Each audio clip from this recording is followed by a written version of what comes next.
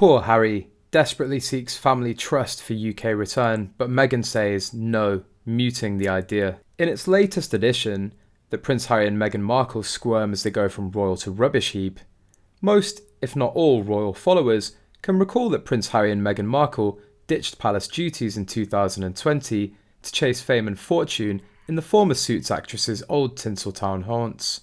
The dream of Prince Harry to move to America with Meghan Markle now has become a real-life nightmare because he went from being the toast of the UK to the bottom of the Hollywood social circuit.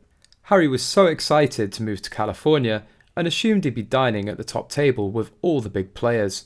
In London, he only needed to click his fingers and people would line up to invite him to their upscale bashes. But that's just not happened for him and Meghan, and that's a real kick in the teeth. Meghan has reduced Harry to a shell. She might think that the masses will rise to fight on her behalf to get her what she wants, but people see through her act now. Markle will likely use Harry's mental health as a weapon against him, and probably use domestic violence as a victim card. Meghan is capable of anything to get what she wants. I wanted to question whether Harry will file for divorce if it happens. I seriously doubt it, as his goal was to prove that he was right and his family were wrong about Meghan. Many tipsters said as the Duke and Duchess of Sussex struggle with the toxic fallout from their royal split with Harry's blue blood kin, showbiz elites have snubbed them. It's hitting home hard that the old school types aren't willing to let them into their circles, so hangouts with the likes of Steven Spielberg and Tom Hanks aren't on the cards. In the same way, they've been blanked by Beyoncé and A-listers like Julia Roberts, Jennifer Aniston and Brad Pitt. For Harry, it's all lame. The last time Prince Harry and Meghan Markle visited the UK, they ended up staying there much longer than anticipated, following the heartbreaking death of Queen Elizabeth II. The Duke and Duchess of Sussex opted to remain on and see out the official mourning period.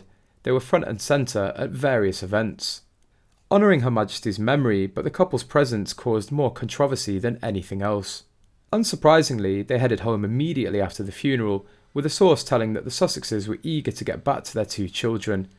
Funnily enough, experts thought Meghan and Harry's trip to Britain was problematic even before the Queen passed away, with an insider arguing that they essentially wanted to have their cake and eat it too by conducting a royal tour without being royals. Prince Harry's memoir Spare is just weeks away from hitting shelves. After lots of talk about how panicked the author and his wife Meghan Markle were about the contents of the book and their Netflix docuseries, it turns out the Duke of Sussex actually doesn't have any regrets at all.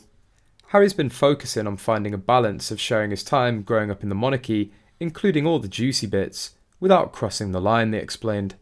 Harry's been working hard to strike a balance that will hopefully minimise the fallout caused by the book. The insider went on to stress the 38-year-old has been trying to stay true to his principles, while keeping his publishers happy at the same time. The journalist Omid added that no last-minute rewrites or edits were made after the Queen's September death, despite several reports saying so. Well, this is interesting.